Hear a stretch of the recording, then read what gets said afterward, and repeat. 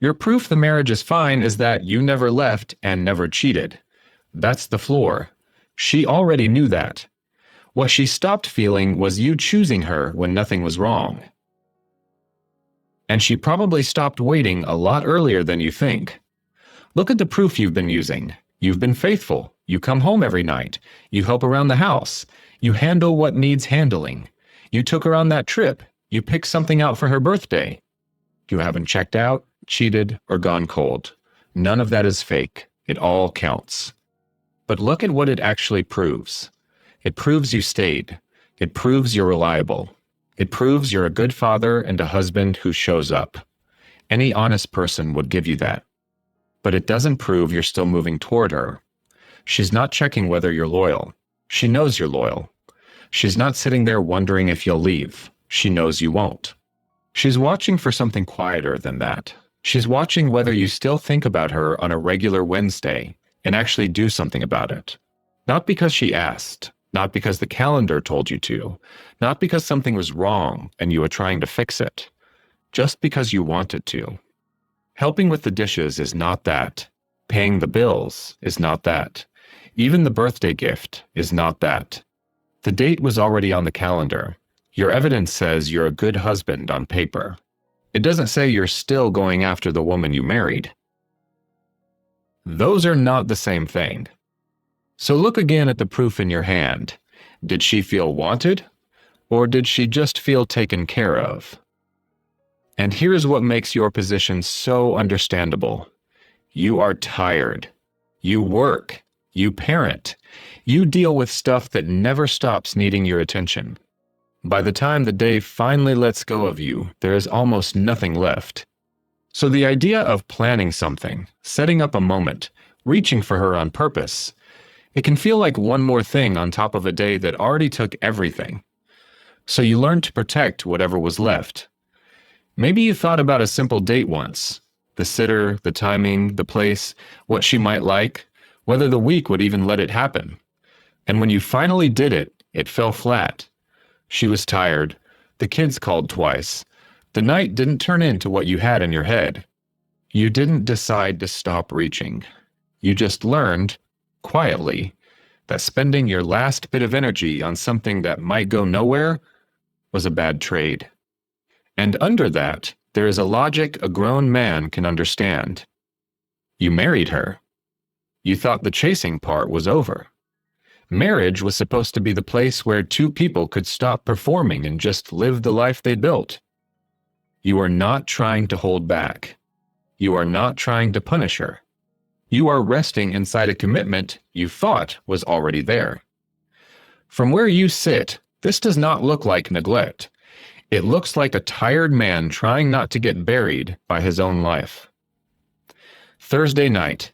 The kids are down, the dishwasher is running, you're on the couch, she's on the other end, and both of you are looking at the same screen.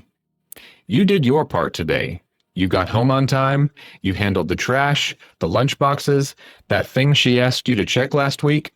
You're not hiding, you're right there. And the thought does cross your mind. You could say something that has nothing to do with tomorrow. You could reach over. You could ask about that thing she brought up on Sunday that you never came back to. You could say Friday night is yours, just the two of you, even if it's only an hour on the porch after the kids are asleep. But you don't do it. Not because you made some big decision not to. The remote is in your hand. The day is finally quiet.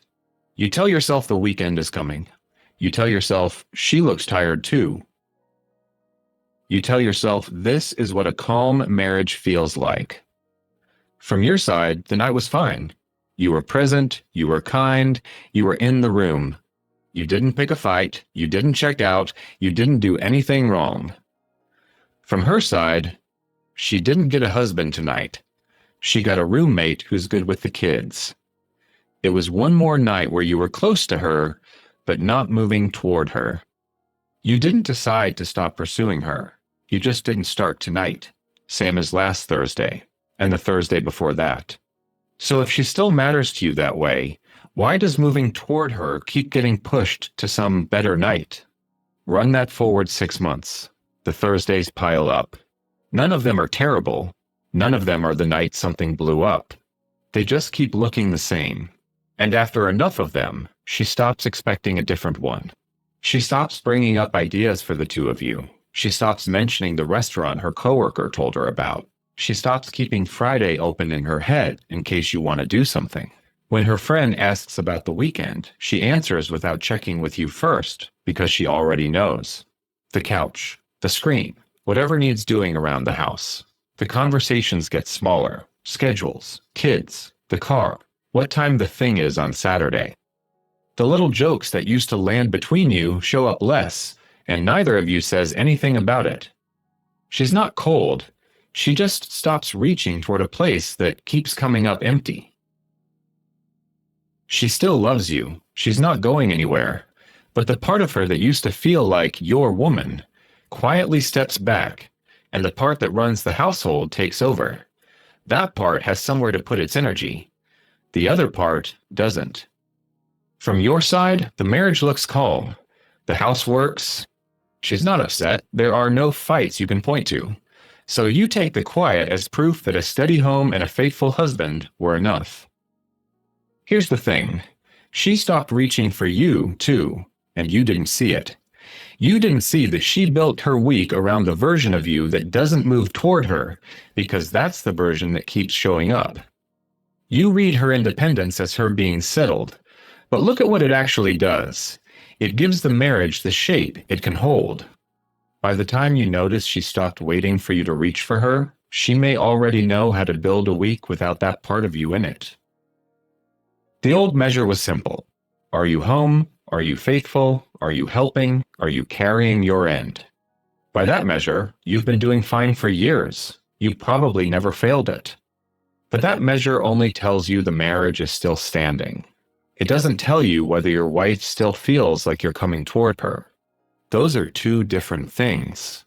And they stopped being the same a long time ago.